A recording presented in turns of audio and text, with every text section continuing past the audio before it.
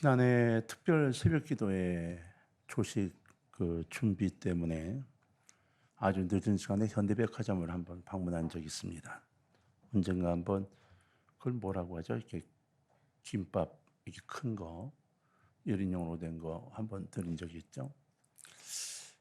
신선한 걸 유지하기 위해서 이제 퇴근 시간에 가장 마지막 시간에 갔다가 이제 쇼케이스에 넣어놨다가 아침에 이제 드린다고 늦게 좀 갔다 오라 그래서 현대 백화점에 이제 최대한 늦은 시간 방문을 했어요. 백화점에서 찾아가지고 나올 때쯤 되니까 거의 모든 매장에 이 커튼을 다 내리고 이제 다 파장을 했어요. 10분간은 뭐 거의 이제 문을 다 닫은 상태였고, 미안한 마음으로 이제 문을 나서는데 그 시간에도 예쁜 그 유니폼을 입은 그 여직원이 두 손을 곱게 앞에 모으고 정중하게 약 25도를 굽히면서 감사합니다, 안녕히 가십시오 인사를 하는 거예요. 그렇잖아도 저 때문에 늦어진 것 같아서 미안했는데 굉장히 죄송한 마음이 들더라고요. 근데 차를 타고 돌아오면서 뭔가 불편한 게 있는데 이게 뭔지 이걸 모르겠는 거예요.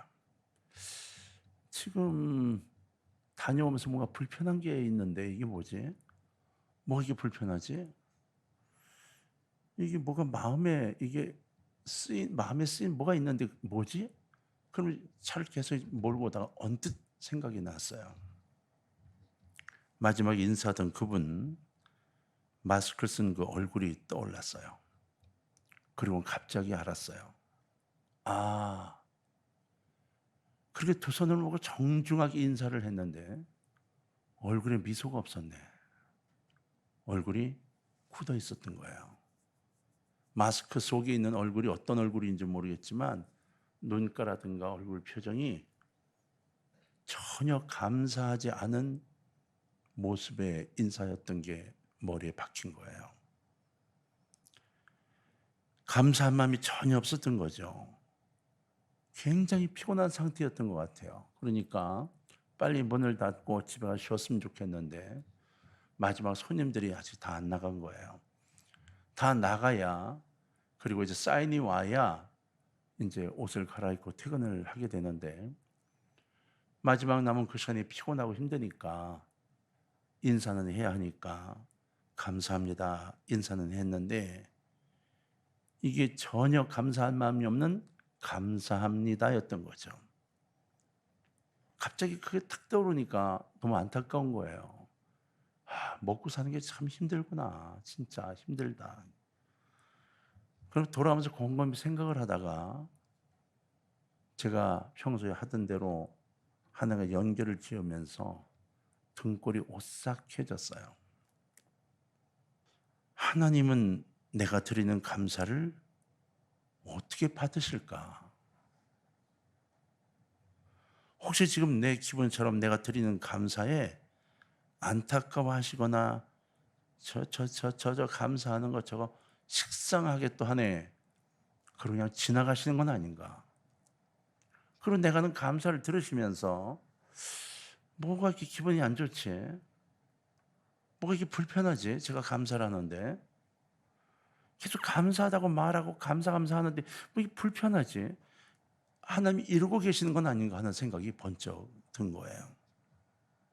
그 여자분은 감사 인사를 하라는 명령을 받았고 그 명령 때문에 순종하는 마음으로 감사 인사를 했던 거예요.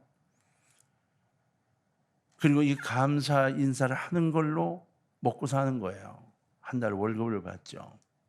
그러나 이 고객들 때문에 내가 월급을 받을 수 있어 정말 고맙고 감사하다는 절실한 감사가 없었던 거예요.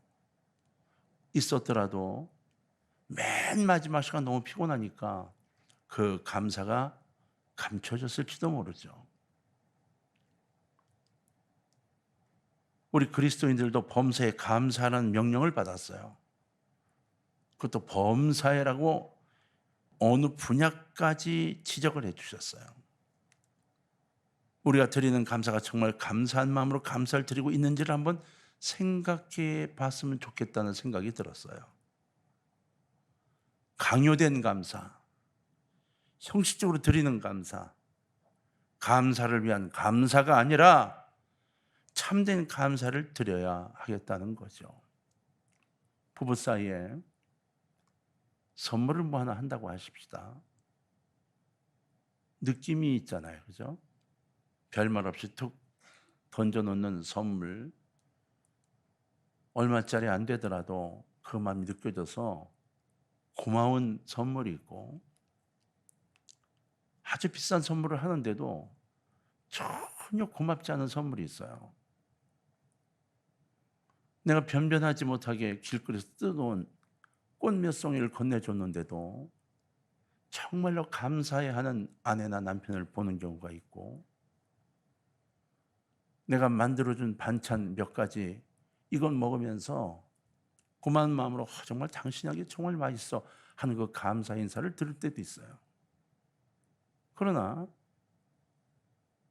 감사한 말이 하도 안 들어 생색을 좀 내려고 어때 맛이 어때 물어보니까 맛있어 하고 툭 던지는 그 말에 또 기분이 나빠질 수도 있어요. 그렇죠?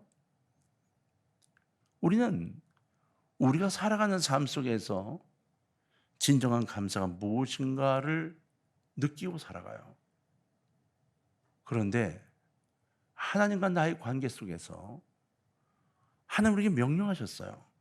범사에 감사하라.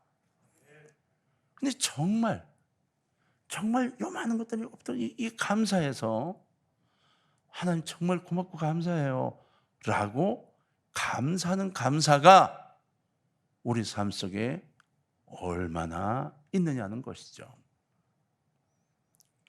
오늘 본문은 우리에게 참된 감사를 가르쳐주고 있어요. 감사 중에 감사가 무엇인지를 설명해 주죠. 정말 하나님께서 기뻐 받으실 감사는 대체 어떠한 것일까?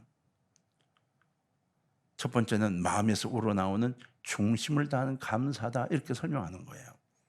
12절을 보면 시인은 이렇게 말했어요. 내게 주신 모든 은혜를 내가 여호와께 무엇으로 보답할까? 내게 주신 은혜를, 이 모든 은혜를 내가 하나님께 무엇으로 대체 보답할 수 있을까? 이 은혜가 너무 고맙고 감사해서 이걸 어떻게 보답할까? 그러는 거예요.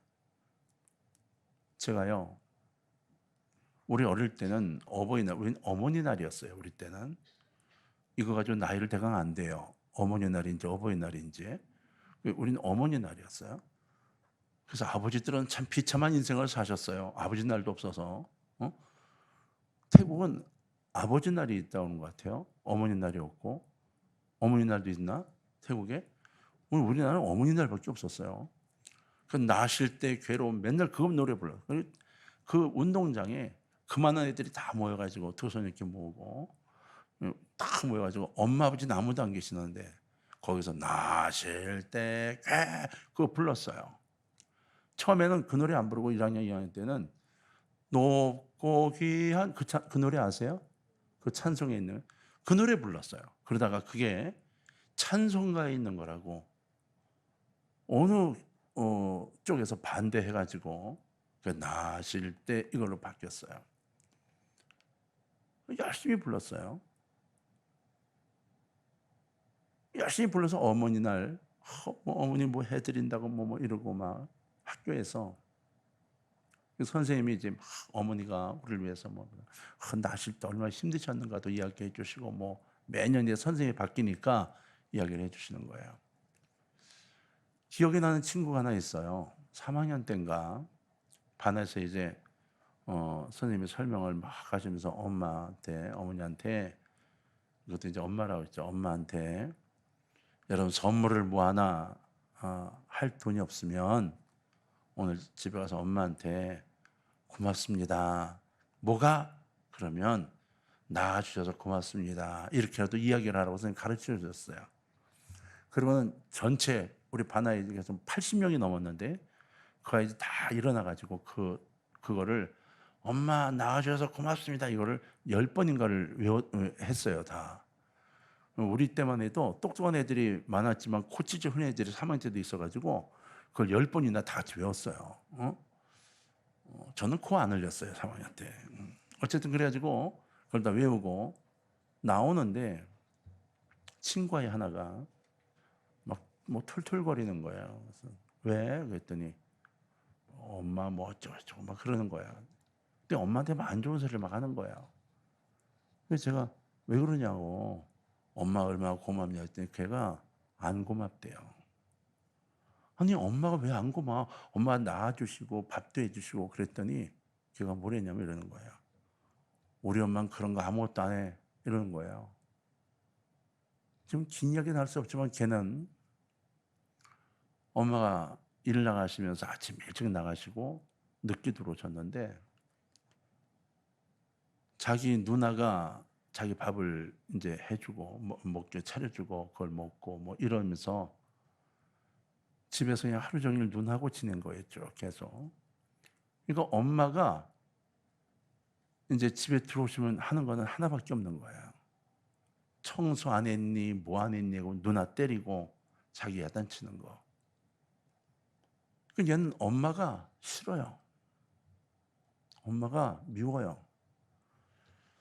그래서 3학년 때 그날 지는 가서 엄마한테 그 얘기 안 할 거라고. 그 다음날 저를 보자마자 안 했어! 이러더라고요. 근데 저는 그때는 어릴 때니까 입장을 이해를 못했어요. 근데 훨씬 더 지나서요. 대학을 거의 졸업할 때가 됐는데 진짜 오랜만에 걔를 만났어요. 학교를 갔다가 오는 길이었던 걸로 기억이 나는데 기차에서 만났어요. 너무 반가워가지고 걔가 먼저 날 알아보고 너 그때보다 굉장히 뚱뚱해졌다고. 이게 첫인사였어요.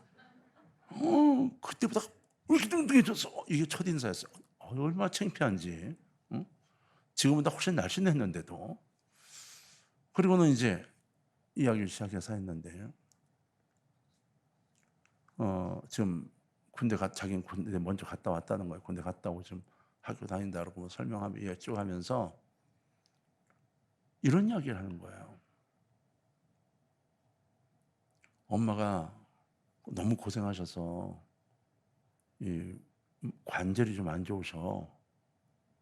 그래가지고 엄마 꼼짝 못하게 하고 내가 애들 가르치는 과외 뭐 하는 거 그거 하고 뭐 아버지하고 해가지고 생활하는데 괜찮아, 사는 거. 엄마는 꼼짝 못하게 하는데 엄마 자꾸 일 나간다 그래가지고 아주 속상해 죽겠다. 너 우리 엄마 알지? 이러는 거예요. 너무 놀랐어요. 걔에 비해서 그런 소리가 나와서 너무 놀랐어요. 그래서 나도 모르게 너 네 엄마 싫어했잖아, 이 말이 나올 뻔했어요. 그래 내가 아니 어머니 관절이 안 좋으셔 그랬더니 뭘 했는지 아세요? 다 우리 때문이지 뭐. 우리 때문에 어려운데 그냥 먹여 살리느라 고생 죽게 하셔가지고 같은 또래 그 어머니 친구들보다 더 빨리 관절이 상하셨대. 우리 엄마만 보면 눈물이 나. 이러는 거예요. 그 말을 듣는데 가슴이 먹먹해지더라고요. 왜냐하면 그 아이와 그 아이의 어머니를 위해서 딱 3번 기도했어요. 그리고 궁금했어요. 그 아이가. 교회를 다니지 않았지만 그 말이 참 제게 위로가 되고 그리고 고마웠어요. 그렇다고 그 아이 집안이 확 나졌냐? 아니에요. 지가 아르바이트해서 애들 과외 가르치는데 과외를 몇 명씩 해서 2팀을 하고 아버지가 일 나가셔서 보는 거 가지고 엄마 뭐 그 얘기를 하는데 나아진 게 아니에요. 근데도 어머니 걱정을 얼마나 하는지 그 마음이 너무 고마웠어요. 본문에 보면 내게 주신 모든 은혜를 이렇게 말했어요. 시인은 하나님께서 베풀어 주신 은혜를 분명히 깨닫고 있었다는 거죠. 조목조목 기억하여 하나님께 감사하고 있어요. 오늘 본문의 시인은 본인 스스로 하나님께 기도하는 사람이었음을 기록하고 있는데 이 짧은 시에서 시인은 여러 차례 자기가 기도하였으며 하나님께서 그 모든 기도를 들어주셨음을 노래하고 감사하고 있는 거예요. 시인은 이러한 기도의 응답이 실제적 삶 속에서 일어났기 때문에 마음에서 우러나오는 감사를 드리지 않을 수 없음을 고백하고 이 116편을 기록하고 있는 거라고요. 다시 말하면 내가 하나님께 이런 기도를 드렸는데 하나님 응답해 주셨으니 얼마나 감사하냐고 그 고백을 이 시에다 담은 건 거죠. 그렇습니다. 진정한 감사의 생활을 위해서는 깨달음이 필요해요. 이 깨달음이 굉장히 중요합니다. 어떤 사람은 이 깨달음이 와도 깨달음을 버려버리는 사람이 있어요. 그러나 이 깨달음을 소유하는 사람은 더 많은 것들을 얻게 됩니다.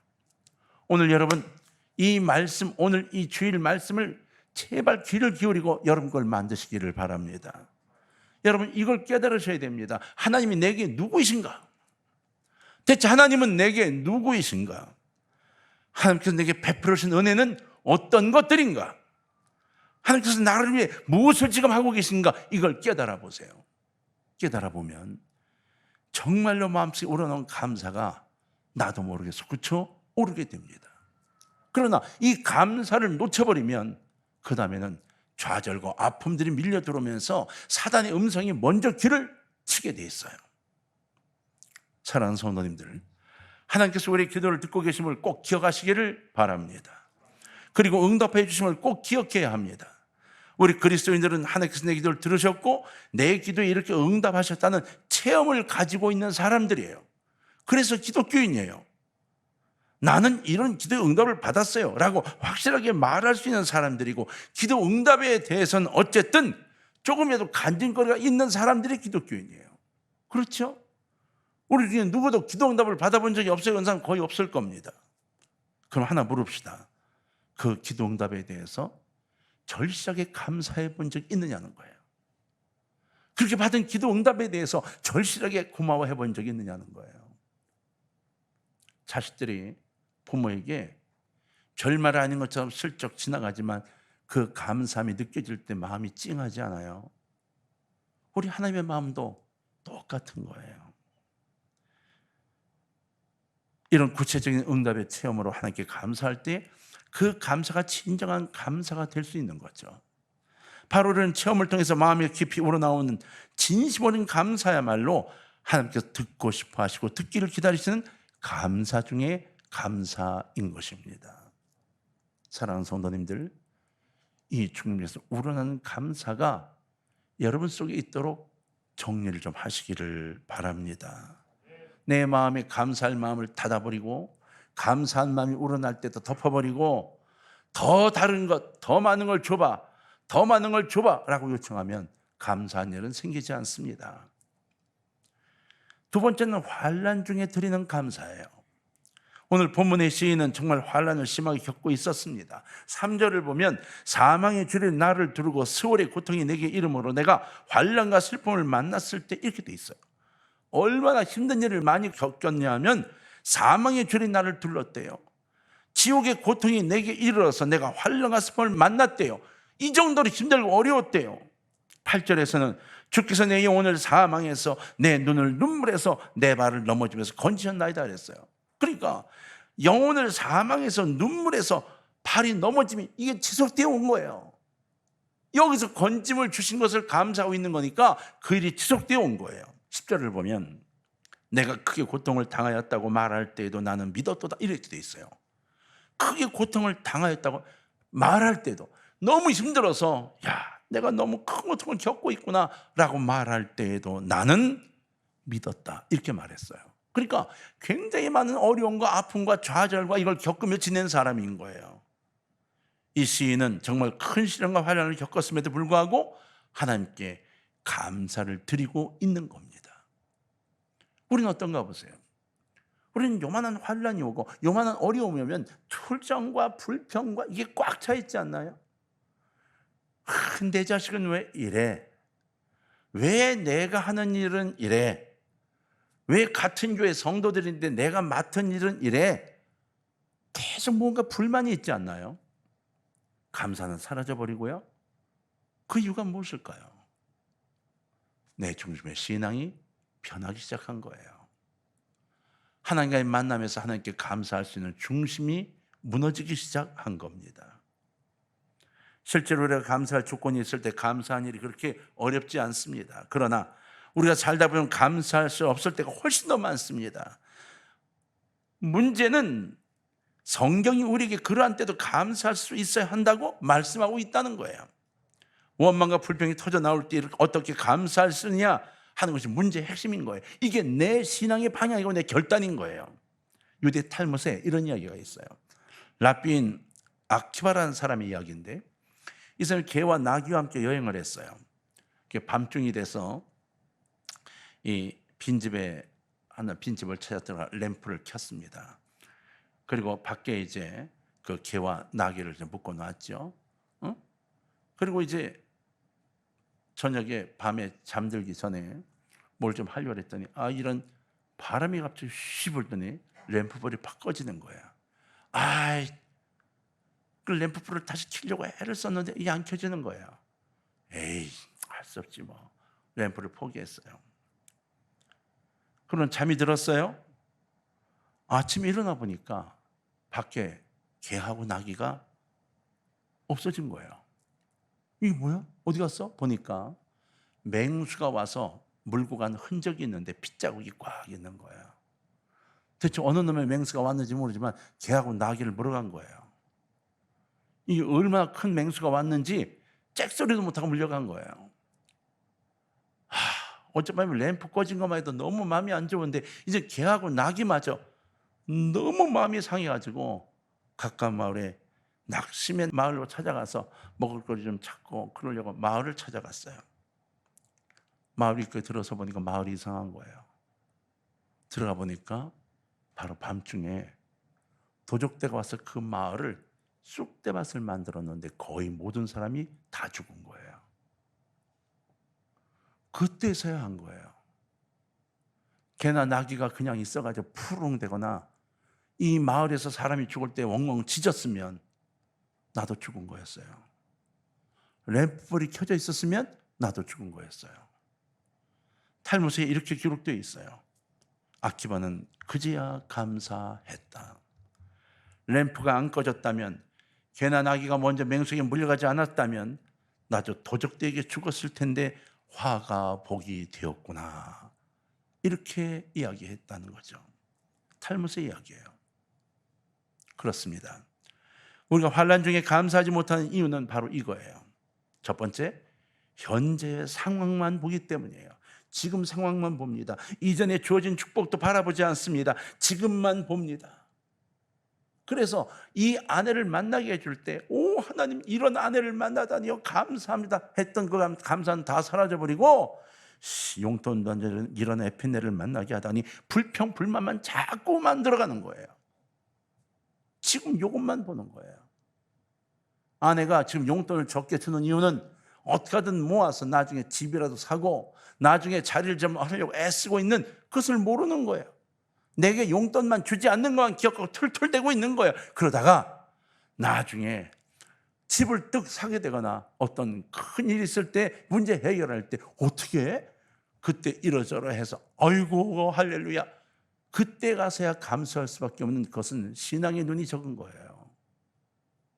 여러분, 제발 지금의 상황만 바라보는 근시안적인 사람이 되지 않기를 주의 이름으로 부탁합니다. 과거를 감사하고 미래를 바라볼 수 있는, 하나님의 약속을 바라볼 수 있는 그 약속을 믿는 사람이 되시기를 바랍니다. 그래야 환난 중에 감사할 수 있는 거예요. 불평 대신 감사하고 원망 대신 찬양을 드릴 수 있는 거예요. 사랑하는 성도 여러분, 현 상황만 보지 마시기 바랍니다. 하나님의 약속을 바라보세요. 오늘만 바라보지 마시고 하나님께 펼치실 내일을 바라보시기를 주의 이름으로 부탁합니다. 범사에 감사하지 못한 이유 가운데 하나는 멀리 보지 못한다는 데 있어요. 두 번째, 우리가 환난 중에 감사하지 못하는 또 다른 이유는 이 환난이 내게 화가 된다고 생각하기 때문이에요. 대체 하나님이 나한테 왜 이럴까? 왜 화를 만나게 할까? 이 잘못된 생각 때문이에요. 아니에요. 이 환난이, 이 시련이 하나님께서 내게 주신 것이라는 것과 하나님께서 다 아시고 허락하신 것이라는 것, 이걸 믿는다면 결국은 이 시련과 이 화가 내게 유익이 될 것이라는 사실을 믿게 되고 감사할 수 있게 됩니다. 그래서 그 감사가 이 시련을 끝내게 만들고 더 큰 것을 얻게 만드는 거예요. 욥을 보세요. 욥은 갑자기 모든 재산들을 다 잃게 되고 자식들을 다 잃게 됐어요. 재산은 뭐 그렇다 칩시다. 자식들이 다 죽게 됐어요. 그때 욥이 뭐라고 대답했나요? 욥기서 1장 21절에 보니까 이르되 내가 모태에서 알몸으로 나와 싸운즉 또한 알몸이 그리로 돌아가올지라 주시니도 여호와시요 거두시니도 여호와시니 여호와의 이름이 찬송을 받으실지어다. 이렇게 말했어요. 속이 쓰리지 않았을까요? 속이 아프지 않았을까요? 아팠을 거예요. 자식들이 죽었는데요. 괴로웠을 거예요. 그러나 그는 그 속에 들어있는 하나님의 뜻을 바라보고 그 뜻을 믿고 오히려 감사하고 있다는 거예요. 욥기 마지막에 욥은 이러한 축복을 받죠. 아시아에게 동양에서 누구도 따라올 수 없는 아름다운 아들과 딸을 얻게 됩니다. 사랑하는 성도님들, 욥은 이 시련이 한개 주셨거나 아니면 다 하시면서 허락하신 것을 믿었기 때문에 이렇게 이야기하고 큰 일을 얻는 사람이 됩니다. 우리를 사랑하시는 하나님께서는 결코 우리를 버리시거나 우리를 멸망 가운데로 떠미시지 않습니다. 오늘 우리에게 환난이 오는 것은 우리를 연단하시거나 정금처럼 만드시기 위함임을 믿으시기를 주의 이름으로 부탁합니다. 더 좋은 것을 주시기를 위함이에요. 여러분, 감사할 수 없을 때 감사하는 것이야말로 감사 중에 감사입니다. 환난과 시련이 다가오든 먼저 감사하시기를 부탁을 드려요. 이렇게 기도해 보세요. 주님 감사합니다. 이 시련이 제게 유익이 되기 때문에 보내주신 줄로 믿습니다. 이 시련을 달게 받게 하시고 이 시련을 통해 더 풍성한 은혜를 받게 하옵소서. 이 기도가 우리의 삶을 완전히 변화되게 만들어 놓을 것입니다. 세 번째로 어떠한 감사가 하나님 원하시는 감사인가? 행동하는 감사입니다. 13절 14절을 보면 이렇게 되어 있어요. 내가 구원의 잔을 들고 여호와의 이름을 부르며 여호와의 모든 백성 앞에서 나는 나의 소원을 여호와께 갚으리로다. 시인은 어떻게 감사를 표할 것인가를 스스로 다짐한 모습을 기록하고 있는 겁니다. 여호와의 이름을 부를 것이고 소원을 갚을 것이라고 다짐했어요. 내가 이 감사함을 어떻게 할 수 없어서 하나님 이름을 부르며 찬양하고 내가 하나님께 소원한 것들을 다 갚아나갈 거다, 이렇게 말한 거죠. 맞아요. 하나님을 찬양할 것이고 하나님의 소원을 하고 또 소원을 갚겠다는 것, 이것이 작정이라고 고백하고 있는 거예요. 우린 여러분 여기에서 이 시인이 갖고 있는 중심 생각을 알 수 있어요. 그냥 넋두리 같이 감사해요 하나님, 감사합니다, 감사해요 주님의, 이렇게 하기를 원하지 않는다는 거예요. 왜 감사한지를 가슴에 품고 주님 정말 고맙다고, 정말 감사하다고 속에서 우러나 감사함을 표하고, 감사하기에 제가 하나님 무엇을 해드리면 좋을까요? 하나님을 위해 무엇을 할까요를 찾고 소원하고 그 소원을 갚아간다고 고백하는 거예요.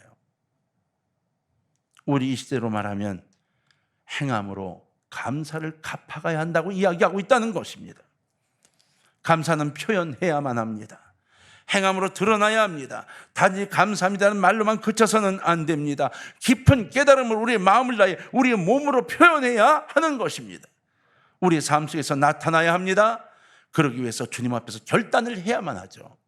사랑하는 성도님들, 나의 감사의 마음을 고백해야 하고 하나님께 감사함의 삶을 약속해야 하는데 억지로가 아니라 하나님 앞에 자발적으로 약속을 해야 하는 거예요. 그리고 그 약속을 갚아 나가야 합니다. 구체적으로 그 약속을 지키고 실천해야 하는 것입니다.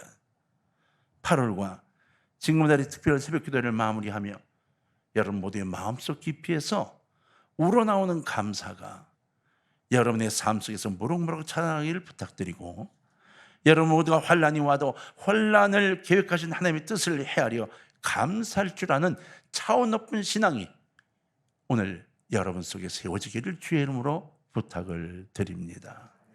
왜 직장 문제가 이렇게 될까요? 왜 학교 문제가 이렇게 될까요?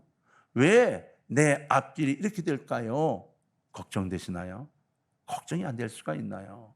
그런데 그 문제를 붙들고 오히려 감사해 볼 수 있기를 주의 이름으로 부탁합니다.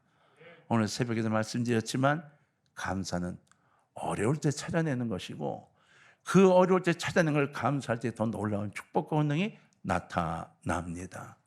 여러분 모두가 오늘 주일을 보내면서 진짜 하나님 원하시는 감사함 속에서 더 많은 걸 얻어내고 하나님의 영광을 돌리는 사람으로 하나님 나를 바라보시면서 아무개야 네가 감사하니 내가 참 기쁘나 내가 너에게 더 많은 걸 쏟아줄게라는 그 음성을 들려줄 수 있는 우리가 모두가 되기를 주의 이름으로 축원합니다. 남은 4개월 승리하시고 복된 삶 살아가시고 하나님을 위해 움직이는 아름다운 일꾼 되시기를 주의 이름으로 축원합니다.